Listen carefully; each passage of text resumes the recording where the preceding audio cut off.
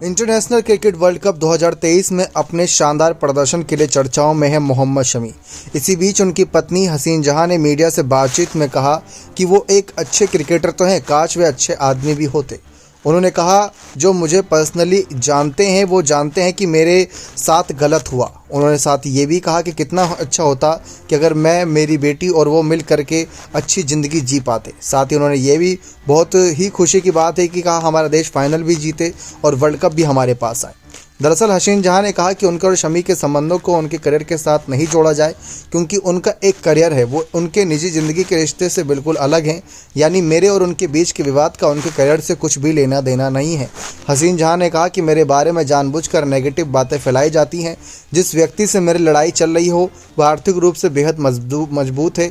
उनके पास मेरे खिलाफ एक पूरी टीम है जो मेरे साथ लगातार गाली गलौज करती रहती है। साथ ही उन्होंने ये भी कहा कि कभी मेरे दिल में ये ख्याल आता है कि हम साथ रह सकते, लेकिन शमी के गंदे दिमाग की वजह से, लालच की वजह से ऐसी स्थिति में है। वह अपनी कई गलत चीज़ों को पैसे से छिपाने की कोशिश कर रहा है, लेकिन ऐसा नहीं है कि वह तकलीफ़ में नहीं है।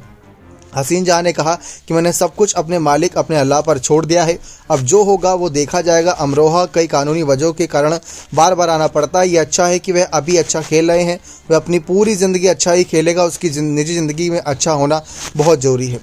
दरअसल हसीन जहां और शमी की अगर बात करें तो शमी पर गंभीर आरोप लगाकर हसीन जहां ने उनसे अलग रहने का फैसला किया था, और उनकी जो शमी की बेटी है वो भी हसीन जहां के साथ ही रहती है। शमी ने इन सब आरोपों को निराधार बताया था। उन्होंने कहा था कि ये सब आरोप बेबुनियादी हैं।